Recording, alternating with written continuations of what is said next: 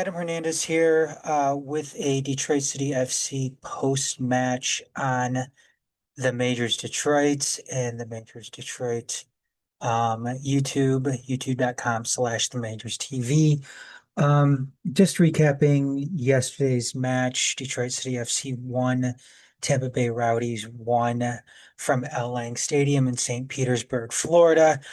Um, the match itself was, I think, a typical match that we've seen for the past several weeks with this team and matches that we've typically seen from Detroit City. I mean, for as long as I've paid attention to them and um, really ever since they've gone pro, it's a match that doesn't feature a lot of offense, and any offense that you can get, you need to take advantage of and you need to capitalize on. Isaiah LaFleur, um, managed to get his first goal wearing the city crest. That came in the 58th minute, in the second half, by way of Jasiel Cedeno. Tampa Bay was able to knot things up in the 81st after Women's Passius scored. Like I said, tying things up. But the Rowdies were coming into this match at a tremendous disadvantage. If they had any hopes at making the postseason, I believe they would have had to have beaten Detroit City by 3 goals to make up that goal differential. But that didn't happen.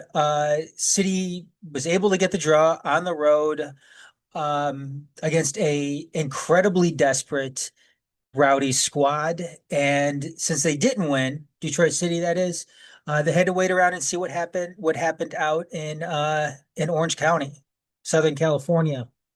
In which case, luckily enough for City, Orange County was able to come away with the win, 2-1 win over the Indy 11, meaning Detroit City FC would move on to the playoffs, which is something they've done ever since they've gotten to USL Championship. And I know this season hasn't gone well, to say the very least.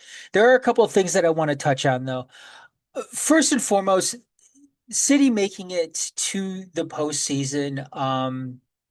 Every single year in which they've been in USL Championship. I mean, that is a pretty that is something that is an accomplishment in and of itself. I don't want to really diminish that, even though I am here in the next when I mention that um USL Championship side has way too many teams making the playoffs. You have 8 teams making the postseason out of, oh my God, how many teams are in a division? So we've got 12 teams in each conference. 8 of those teams are making the playoffs, which I will get to here in just a little bit. But I think that that's something to take from all of this, just because of where City has come from.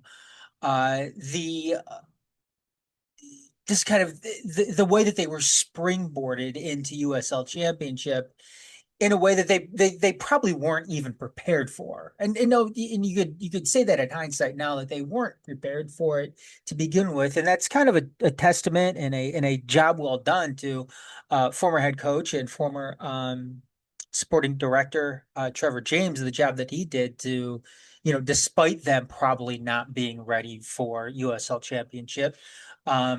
He got them to the playoffs, and they've been going to the playoffs ever since. Um, I'm digressing here because I just want to touch on a couple more things regarding this match in Tampa. Um, Kobe Hernandez Foster didn't see action until the second half. And what was it? He came in the 66th minute for Jasiel Cedeno, right after, not too long after that LaFleur goal. And I know there's been some comment about Kobe's status and why he didn't start. My assumption is that I don't, maybe he's still feeling some effects from being under the weather, which is something that saw him get subbed out at halftime during, I believe, that last home match of the regular season a couple weeks ago. I know that Alex Villanueva, I guess, has been under the weather as well, which is why maybe he wasn't um, featured last night as well. Um, and I know and that's something that Danny Dicchio commented on as well in a post-match conversation that we had during that final home match of the season. So maybe that's still the case. I know Villanueva and Kobe are roommates too during the season. So again, maybe that has something to do with it. Maybe they're still feeling the effects of being under the weather. Who knows? But I mean, I would agree if Kobe Hernandez Foster was fit and ready to go, yeah, that's a huge question as far as why he wasn't uh starting in what essentially was probably a must-win match. Just ensure that that passage into the USL Championship postseason, so you don't have to sit there and rely on Orange County to take out Indy 11 for you. So I mean, obviously that's those are questioned, or that is a big question that's I would hope gets answered within this next week, considering Kobe Hernandez Foster is a guy that you definitely want ready, you definitely want fit um, for this upcoming weekend's playoff match against Lou City in Louisville. Uh, so I don't know. I'm going to see if I can get some answers about that this week. We shall wait and see on that. Um, but like I said, City is in. They're into the playoffs, and I know that for some, this isn't a scenario that they were really hoping for. I mean, I guess that, they don't want this to happen. They were hoping against the playoffs. Some fans, that is, some supporters, just because, they want change to see happen, in many aspects with this team from sporting side. And I get that too. I mean, I think change certainly needs to happen as well. I don't know how much change is going to happen considering, how many players are coming back next season, or at least are under contract for next season. It's something that Sean Spence went over in the last episode of Make City Make Spence, which you can go and download and check out on YouTube as well. So I don't know how much change is going to be happening from that standpoint. Obviously, as far as head coach goes, there Danny is right now. He's a lame duck coach. I mean, there's no telling what's going to happen with that. Uh, Obviously, this isn't where City wanted to be um, at this point in the season and going into the playoffs. It was a step back from last season and what happened, how they were able to host a home playoff match last year. And obviously, you kind of wanted to expand on that this year, whether that, hosting a home playoff match and hopefully, being a step up in the table. At the conclusion of this year's regular season. And obviously that didn't happen. Uh, and those are questions that are going to have to be answered too. What is the threshold here when it comes to Danny Dicchio and um, his chances of coming back and coaching and managing this team next season? And I don't know. I don't know the answers to that. Obviously, we asked Danny about his own situation, and obviously I think it was coach speak, and he wasn't going to come out and say, "Oh, I want out. I don't want to coach this team next season. I want to start fresh somewhere else." That's just not something that you say. That's not something that you put out in the public. Uh, I but I mean, it is a legitimate question. I mean, when you are in a situation like Detroit City FC is right now, or your head coach isn't under contract, and hell, I mean, the Detroit City doesn't even have a sporting director right now, and we have no idea what's going on in with that situation right now. We don't know who has the power to. Well, I guess we do, but we don't know where the team is right now. We don't know if there are any red lines or any thresholds that this front office has set for a guy like Danny Dicchio to reacquire his job heading into next season. Um, because City may be in a position where it doesn't matter what they do. They may be looking for a new head coach next season because let's say that Detroit goes into Lou City next weekend and they get pummeled or not even pummeled, they just lose.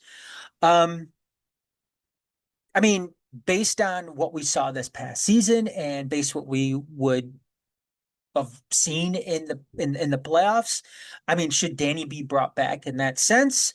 Um, I would say probably not. I mean, I would think that the team would not bring back Danny in that situation. Now, if they go on a run and they make it to the Eastern Conference finals, or even if they make it to the finals, or let's say they win the whole thing, Danny not having a contract next year all of a sudden gets an incredible amount of leverage when it comes to that new contract. And all of a sudden you're going to have openings and opportunities for himself to really, I don't want to say pick and choose, but all of a sudden his opportunity for to move up or perhaps find a better situation for himself um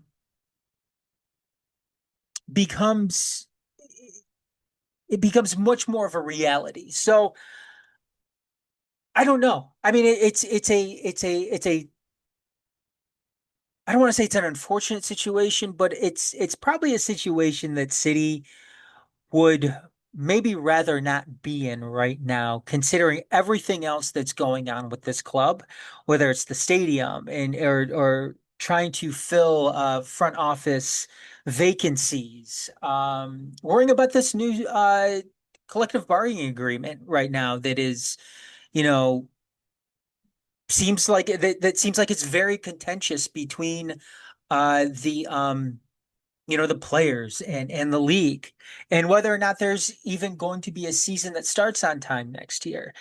Um, so who knows? I mean, it's a spot right now that is, I guess, somewhat delicate, somewhat unknown. So I don't know. I want to try to get answers on that this week, though, from the club, from the team, on what the situation is going on with Danny, and who knows? I mean, the team is probably not going to be very forthcoming. I'm assuming they're not going to be very forthcoming, or at least not until the end of the season. But who knows? We'll have to wait and see. We'll see what the club responds with. But anyways. Something else that I wanted to address too, in the post match tonight is I think this whole notion as to whether or not City actually deserves to get into the playoffs, which I sit there and I think about this and in any aspect, whether it's any sport that you're talking about where you do go to the playoffs, which is almost every sport, especially here in the United States. But you kind of hear that all the time with fans. If your team's not doing well or they don't do well the final stretch of the season, it's always and they somehow make it to the postseason. It's always, well, they didn't deserve this. They shouldn't be in the playoffs this year because it's not something that they've earned. And I don't know. I kind of find that kind of a funny argument. Um, Now, like I said at the top, I mean, if you didn't want to go to the playoffs, if you didn't want City to make the playoffs because you thought that that would spark some type of change with this team, then okay, I get that. I get that standpoint. Nothing is guaranteed when it comes to that. when it comes to that line of thinking and that logic. Um, because I mean, obviously, there's no saying that City is going to go off and fire Danny if they don't make the playoffs, or they're not going to make sweeping changes if they don't make the playoffs. You never know, especially with this City side right now. Um, but I just have to ask the question: if Detroit City doesn't deserve that eight spot, which I think that that's the correct um, way to put this, is did they deserve any other spot? Did they deserve the seven or the six spot? Did they deserve the home host playoff match? No, because they didn't get enough points. They weren't in that position to do that. They deserve the eighth um, playoff spot in the East. And if they didn't deserve it, then who does? Does an Indy 11 side that had the opportunity to get into the postseason if they went out and they beat Orange County? Did they deserve that spot, even though that's not what happened? Um, no.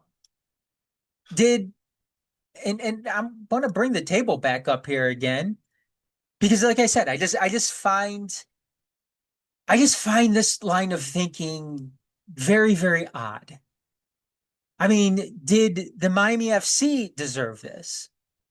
Did Birmingham deserve this? No, I don't think any of those teams deserve this. I mean, I like I said, I think it's a funny, weird way to look at this.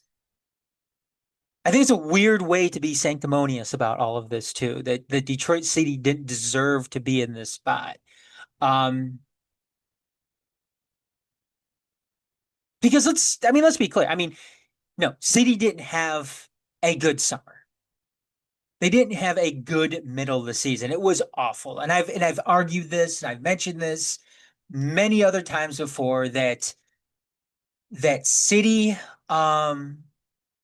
had one of their worst stretch, if not the worst stretch. I think it was. I think it was the worst stretch that they've ever had um since becoming a pro side.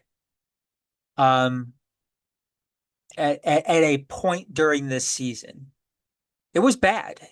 It was really, really bad. They lost their identity, really. I mean, they couldn't score, which was never really their identity, um, since they went pro, and but they all of a sudden couldn't play defense either. And I know this is something that Sean and Garrett and myself have talked about on past episodes of Make City Make Spence when it comes to that those two games in particular against Oakland and the Riverhounds earlier on in the season, and how those potentially were maybe the two worst games that this team has ever played. And it's probably hard to argue against that. But again, I just, like I said, I find it funny for people to go out and say that this team doesn't deserve, because who does deserve it then? And I think some of that criticism is maybe a little bit misplaced in terms of, okay, maybe you shouldn't be criticizing the team, or maybe you shouldn't say they don't deserve this spot because they most certainly deserve that eight spot. Now, if you want to say that somebody who is finishing eighth probably shouldn't deserve a spot in the playoffs, well, that's a completely different argument. That is good. I mean, you should say that eight teams should not make it into the USL Championship postseason, which, you know what? I completely and 100% agree with that. Eight teams is way too much in a 12-team conference. I think it's a little ridiculous that you have that. So if I think that should be the argument that people make, is eight teams should not make it into the uh the postseason for USL Championship. Uh, and then if you want to say, well, Danny and the way that he's coached this team, the way that he's run this team, the rumors, so on and so forth. Again, I think that criticism, that maybe that anger is a little bit misplaced because the team ultimately plays the games on the field. And in this case too, you're completely, if you're saying this about City that they don't deserve it, then you're completely, you know, picking and choosing what you want to, pay attention to when it comes to this season. Because let's not forget this team opened up this year very, very strong. They looked very, very good to start this year.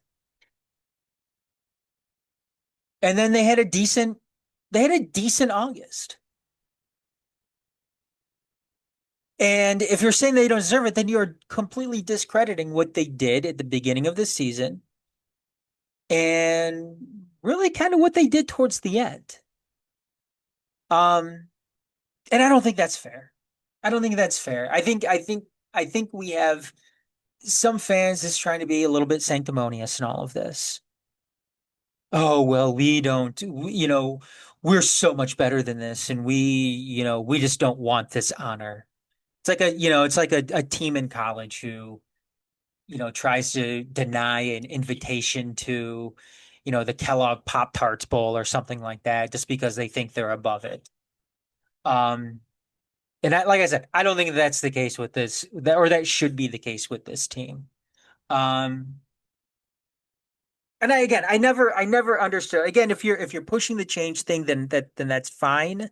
However, um,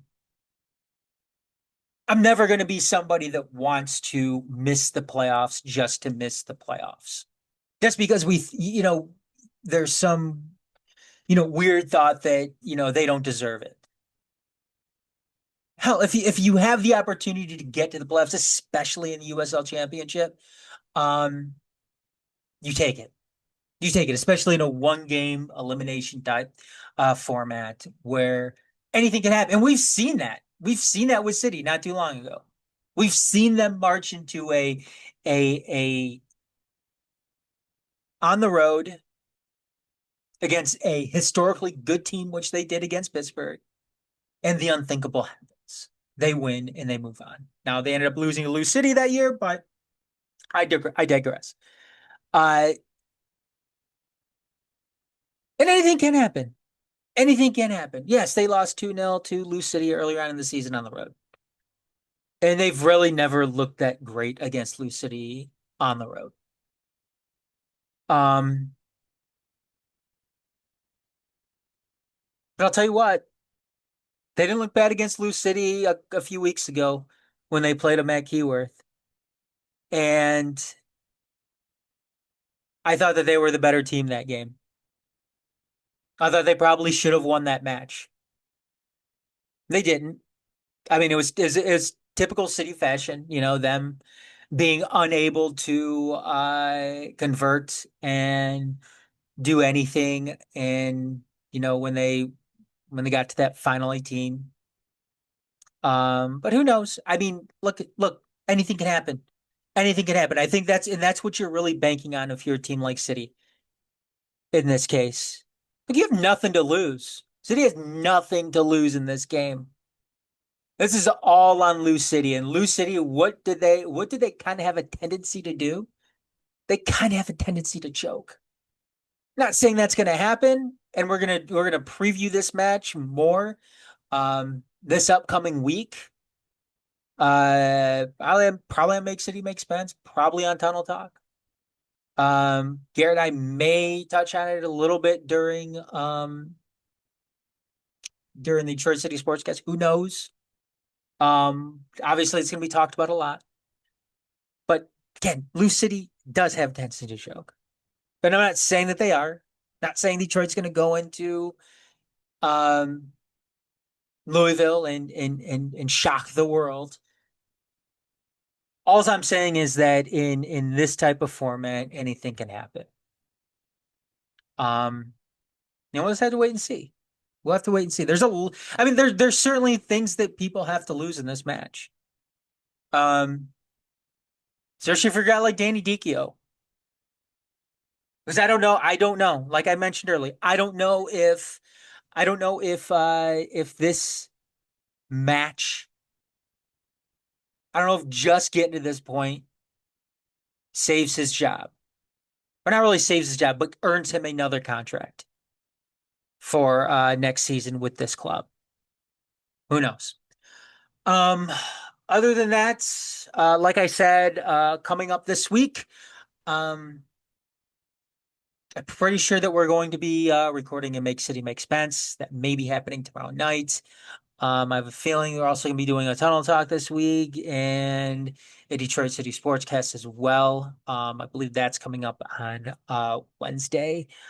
But